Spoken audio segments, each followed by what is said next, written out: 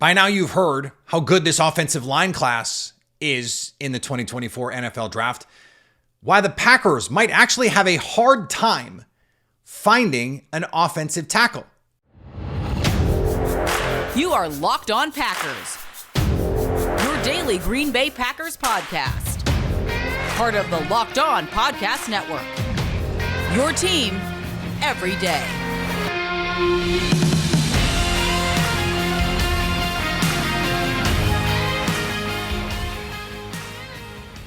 You are Locked On Packers, part of the Locked On Podcast Network, your team every day. I'm Peter Bukowski, and I cover the Packers for The Leap, a newsletter I would love for you to subscribe to. Follow me on Twitter, Peter_Bukowski. Follow the podcast on Twitter, Locked On Packers.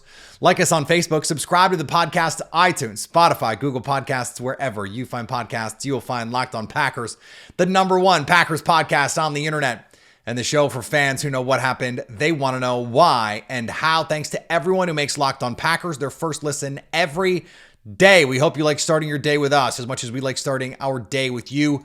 Today's episode brought to you by our friends at FanDuel. Make every moment more. Right now, new customers get $150 in bonus bets with any winning $5 bet. That's $150 if your bet wins. Visit FanDuel.com/LockedOn to get started.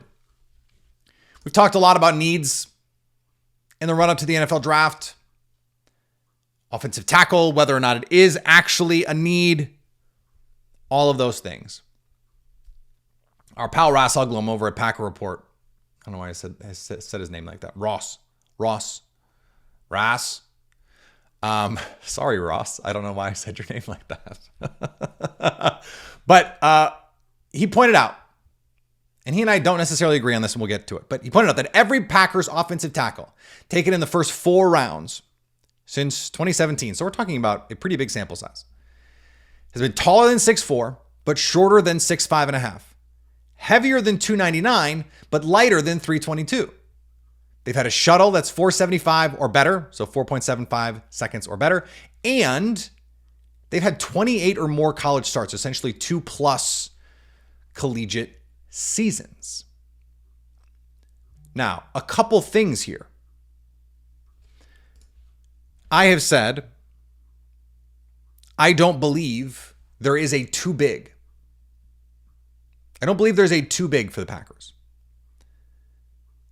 Or I didn't. I looked into it. And going back to 2018 when Brian Gutekunst took over as GM, and I just, for ease of my own hand compiling this data, I went back to 2018. That's still a nice sample. There have been 22 offensive tackles taken in the first 3 rounds, so the top 100, with a relative athletic score of 9 or better. 2 of them were over 325. It's the case that these guys at 330 plus just tend not to be athletic. And by the way, if you're 330 plus, you also tend not to be a tackle. You tend to be a guard or a defensive tackle. The 2 guys who were 325 plus or 326 plus, I suppose, Darnell Wright, top 10 pick, Mekhi Becton, the 11th overall pick. Guys that big that can move the way the Packers want you to move are rare. That's the truth of it. Now, the height piece is interesting. The height piece is interesting because I went back and I looked at height. And it turned out that there were actually a pretty decent number of players who had that 9 relative athletic score or better, but were 6'6" or taller. 12 of those 22. 3 of them were drafted before the Packers could pick. Now, Ross's theory on this is that the Packers, when they draft a tackle, they want them to be able to fail into being a guard if they can. Remember, there was a point at which there was discussions about moving Brian Bulaga to guard. He told them to piss off. But remember, Zach Tom played guard. They moved Derek Sherrod, who's 6'5 plus. I think he was 320 plus too. And they let him try guard because they had their tackles in the short term. Sean Ryan was a tackle, a big tackle, played guard. Josh Sitton was a tackle, he played guard. Now they drafted Josh Sitton to play guard. They drafted TJ Lang to play guard. They drafted Sean Ryan to play guard. But they drafted Derek Sherrod to play tackle. They let him play guard. I think they drafted Zach Tom to play tackle, but he played guard. And maybe that's not true. We don't know. When you look at the guys at the top of the draft, Brian Bulaga was drafted to play tackle.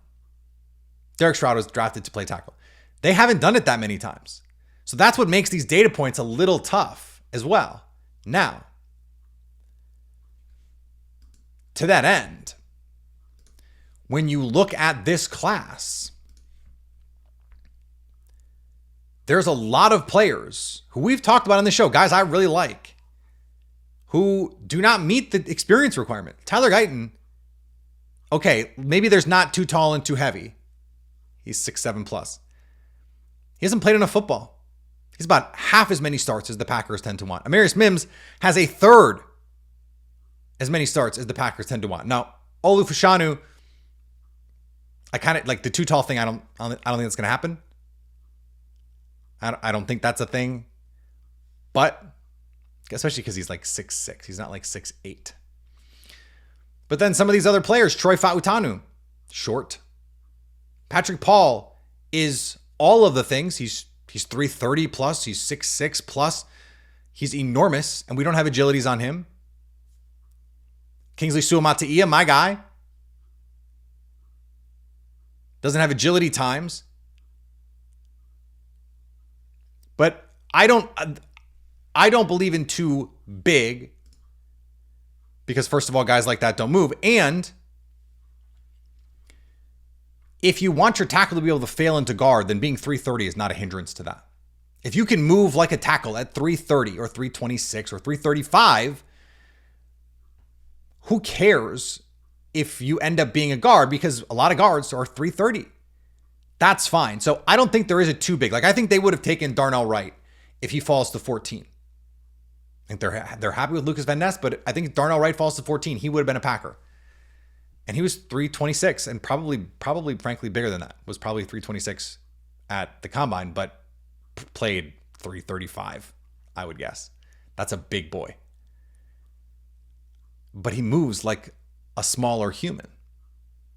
That's really useful. But for the Packers, again, there's a lot of players that don't fit exactly right. As Ross points out, the top 150 by consensus tackles who check every box, there's just 3 of them. Graham Barton, who's going to play inside. Dominic Puny, a hilarious name for an offensive lineman at Kansas. And Roger Rosengarten, the other Washington offensive tackle. A lot of people think Puny's going to play guard. Rosengarten is a tackle. All of a sudden, you've run out of guys. If you want to tackle in this class, you're going to have to go outside your norms. Now, Jordan Morgan checks every box that we don't have full agility times on him. It's why I continue to believe, not at 25, but at 41, that is the guy. I think if I had to predict today how this draft would go, the Packers are going to trade up to ensure they get Cooper DeJean. Whether that's use 58, whether that's use 88, 91, or some combination, I think they're going to move up to get Coop. And then at 41, I think they're going to take Jordan Morgan. That's where we are right now today. That's just what I think. But it is interesting that at a position where if you want a good tackle, you have to take one in the first, that there isn't a first round by consensus tackle who also checks every box for the Packers. Then you're taking an offensive tackle to probably play guard for you, which means you can't do that in the first round because that doesn't make sense. So then you got to wait, which is fine. Rosengarten is seen as a day 2 player. And so that's okay. but that leaves scant options. This is like we do this every year with receivers, and you go, okay, you look at the things that the Packers tend to value. Okay, he's got to be 6 feet tall. He's got to be 190 plus. He's got to run 4.6 or better, and a 7-second or better 3-cone. And you go, well, those are like 60th percentile numbers for receivers. And then every year, there's like 8 guys. And last year, Grant Dubose, one of those guys. Dontavian Wicks, one of those guys. And if we knew Jaden Reed was going to be 195, we might have included Jaden Reed. They also like 2 years of production. Romeo Doubs, one of those guys. Christian Watson, one of those guys. We know what the short list looks like. Their menu is smaller than everyone else's, and we're going to talk about that smaller menu in just a second here on Locked On Packers. Today's episode brought to you by our friends at FanDuel. It's playoff time in the NBA and the NHL. It's baseball. Baseball's back, baby. FanDuel is your place to bet on every game. Right now, new customers get $150 in bonus bets guaranteed. Did you know it's the Masters? $150 win or lose. I can't tell you how much action I have on the Masters right now. I've got bets to win. Xander Schauffele, Hideki Matsuyama. I got Shane Lowry as a long shot. I got top 10 bets. I'm trying to think who I have in those top 10s. But I got some nice odds on some guys in there. Oh, Wyndham Clark, first time at the Masters. Got that better than 3-1 to top 10. Come on, this guy's got a major championship. I got a top 10. I love it. Bet on everything from slap shots to home runs to slam dunks, all on an app that's safe, secure, and super easy to use. What are you waiting for? Visit FanDuel.com/lockedon and make your first bet a dub. FanDuel, America's #1 sportsbook. And thanks to everyone who makes Locked On Packers their first listen every day. Are you watching Fox Sports or ESPN on your TV all day? Do you have to turn down the volume with all the shouting? Make the switch to Locked On Sports today, a free 24/7 sports streaming channel programmed for you every day to bring you the biggest stories without all the screaming. Locked On Sports today brings you can't miss analysis, opinions, and news streaming 24/7 on YouTube or the free Amazon Fire TV channels app, part of the Locked On Podcast Network, your team every day.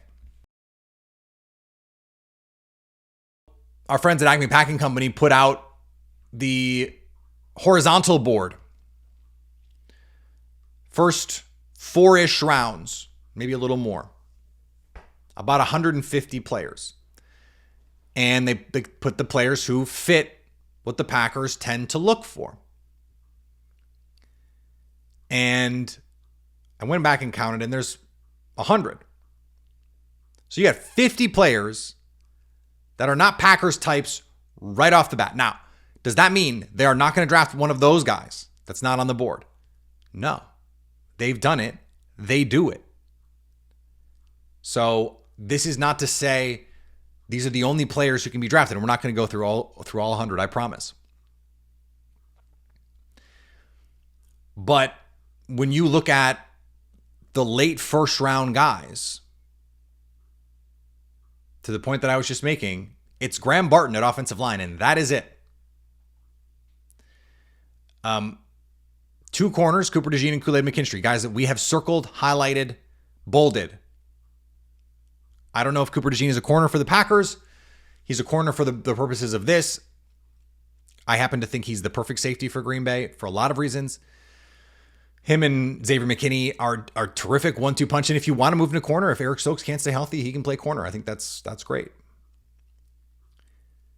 But then you go to where the Packers have 2 picks, that 31 to 65 kind of range. And that's where you have Jordan Morgan and Kingsley Suamataia. Could you get both those guys in that range, freeing you up to do whatever you wanted at 25, move up, anything? That's where you've got the most pass rush. Braden Fiske, Chris Jensen, Mason Smith from LSU, defensive tackles you could take in that range. Edge rushers like Chris Braswell, Marshawn Nealand, Braylon Trice. Linebackers like Peyton Wilson, Edgerrin Cooper, Junior Colson.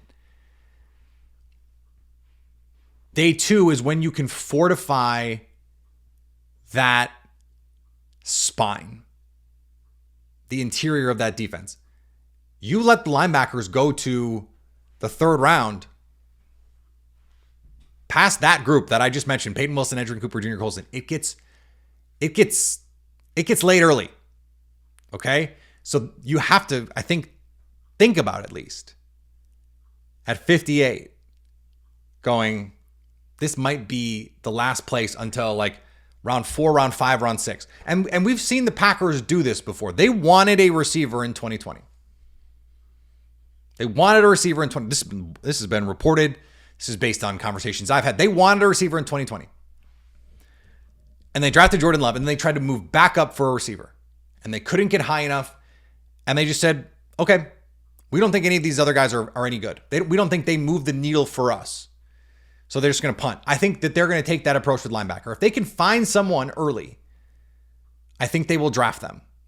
And the day 2, that second round is probably the place to do it in this class because there's just not anybody else. Now, to me, that is really just one player. It's Edgerrin Cooper. I like Edgerrin Cooper. Fine. 41 would be a little rich, but I'd understand it. 58, all the better. Now, interestingly, you look down this list, interior offensive line, there's a bunch of guys in that 4th, 5th round range. That 3rd, 4th, 5th round range. That's where Puny is. Zach Zinter, who they had in for a pre-draft visit, the guard from Michigan.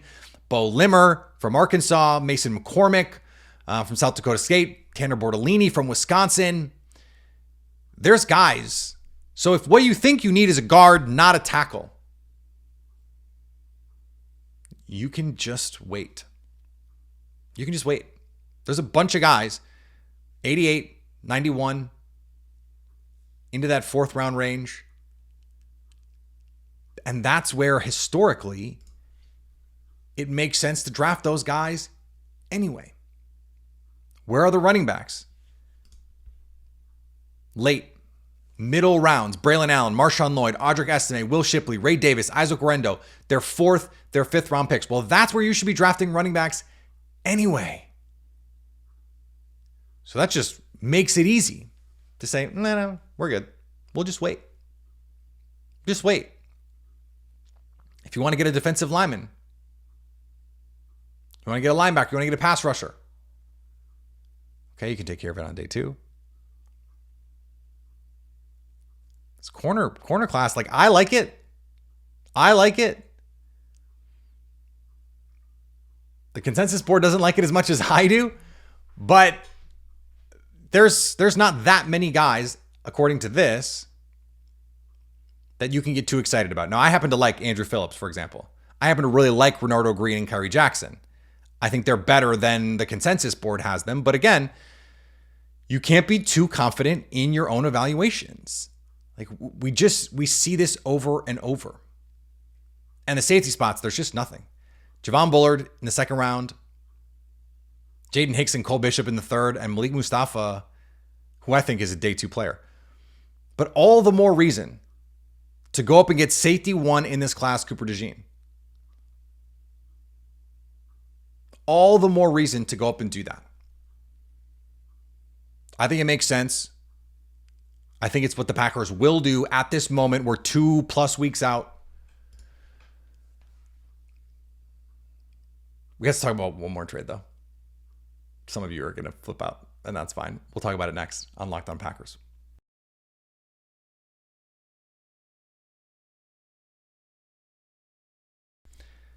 Thanks to everyone who makes Locked On Packers their first listen every day. Locked On has launched the first ever national sports 24/7 streaming channel on YouTube. And now it's also available on the Amazon Fire TV in the free Fire TV channels app. Locked On Sports Today is here for you 24/7, covering the top sports stories of the day with the local experts of Locked On, plus our national shows covering every league. Find Locked On Sports Today, now available on the free Fire TV channels app. I was doing a stream for Bleacher Report yesterday that was about trades. And we talked about trades on the show, and I've kind of dismissed the idea of a big trade. But the more I thought about it, the more I was like, okay, well, let me just do the math on this. And 25 plus 41 plus 58. According to the Rich Hill trade chart, is almost exactly the value of the 5th overall pick. And then I got to thinking, and the reason I'm doing this exercise, before you freak out, the reason I'm doing this exercise is because every year, inevitably, people ask me if you could pick anyone from this class and drop them into the Packers, regardless of where they're going to be drafted, who would it be? And this was my attempt to answer that question. And so I thought, okay, 25 plus 41 plus 58. You still have got 88 and 91 in the top 100. If you wanted to move up, you could, but is there someone worth going all the way up for? Let's say the quarterbacks go 1, 2, 3, 4. Let's just say, I don't know that it's never happened before, but let's just say they go 1, 2, 3, 4. That would leave the Chargers with their pick of Marvin Harrison Jr. or Joe Alt. And this is my way of saying, if you could have Marvin Harrison or Joe Alt, who would you rather have? For the Packers, I think the incremental improvement of Alt, with the allowance that you could move Rasheed Walker on the right side, or just have him be a swing tackle. You could, if he works on the right side, you can move Zach Tom to center. He becomes a force multiplier for that unit. Marvin Harrison Jr. could be a really good player, right? Could be a really, really good player. But the combination of Christian Watson, Romeo Doubs, Dontavian Wicks, Jaden Reed, Tucker Kraft, Luke Musgrave, Josh Jacobs, it's already really, really, really good. How much better can it be? And yeah, Marvin Harrison Jr. definitely would make it better. He would be that true alpha number 1. So then, okay, Joe Alt is the answer. But then if you had to give up, let's say, a little less to move up to 8, and I was kind of tying myself in knots trying to figure out, okay, how could you actually game it out so that Rome Odunze was there at 8, the last of this elite tier of receivers. I think the Falcons would be interested in a trade down. They need picks. The Falcons, everyone is like penciling in Dallas Turner there. And yeah, he would help them. That roster is really, really expensive. Like really, really expensive. With Kirk Cousins and Chris Lindstrom and Jesse Bates. And they got to pay Kyle Pitts coming up soon. They're going to pay Drake London coming up soon. They need the picks.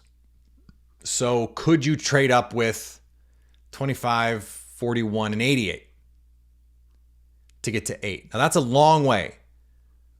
And people will say, and my buddy Ty Rowland over at Locked On Titans was pointing out, like, you need a first-round pick to make that work. Well, you're not paying the quarterback tax because the quarterbacks are gone. And teams discount these picks a full round. So if I can give you a pick now, it's more valuable. 41 is more valuable now than the average future first-round pick because it's a borderline first right now today versus a first-round pick in 2025, which becomes a second-round pick. And if you're the Packers trading that pick, people are going to assume that's going to be a much worse pick than 41. So it's not crazy to move up to 8 and preempt the Bears drafting Rome Odunze. And as I've said, I believe Rome Odunze is the kind of guy who not only would fit seamlessly into a room like the Packers. There's actually a lot of Jordy Nelson in Rome Odunze's game. He is a different type of receiver than they currently have, can do everything for you. And I think he is special. I think all three of those guys are special, which is another reason why I wouldn't go up for Marvin Harrison Jr. because I think Malik Neighbors is not that different. And I think Rome Odunze is not that different. And so if I can get to 8 and get Rome Odunze, That makes sense for me. Here's the problem. There's not enough value in that for me. So as fun as it is to talk about, I just don't think it works. I just think functionally it doesn't work. Now the question is, I didn't answer it. If I can just plop a player onto Green Bay, who makes them maximally better? I do think the answer is probably Joe Alt. And so if there is a scenario where the Chargers would be willing to trade down from 25 or from 5 to 25, which seems unlikely without a future first, I would consider it because I think Joe Alt is that good. Maybe he's too tall for the Packers, 6'7" plus. So I don't know if they would do that. Let me just say, I will not be surprised when the Packers trade up. I'll put it that way. I think they are going to trade up. The question is, how far and for whomst? And it's going to tell us a lot about where they think they're going, what they think is currently on their roster. It's a weird year because the best players at receiver play a position where the Packers are loaded with talent. And the best offensive linemen, where you can always use offensive linemen, a lot of them are outliers. They're weird. They would be out of step with what the Packers normally look for. Amarius Mims, etc. The pass rushers are not great, Bob. The cornerbacks are not. There's not that like Jalen Ramsey level corner in this class, though I love Quinion Mitchell. So this is all pointing us to a mid-round trade up. If they're going to trade up, it's from 26 to 15 to 18. That's where the sweet spot in the value is. That is where you can maximize what you get in return and use some of the extra draft capital that you have to make this all work. Cooper DeJean at, let's call it 20. I think Pittsburgh might be willing to trade down. And Jordan Morgan at 41. And then just figure the rest out. That would be pretty exciting. That would be pretty exciting to me personally. Follow me on Twitter, Peter_Bukowski. Follow the podcast on Twitter, because I would have predicted it too. Follow the podcast on Twitter, Locked On Packers. Like us on Facebook. Subscribe to the podcast, iTunes, Spotify. Wherever you find podcasts, you will find Locked On Packers. And on the socials. Twitter, Locked On Packers. Instagram, Locked On Packers. TikTok. YouTube. So you can stay Locked On Packers.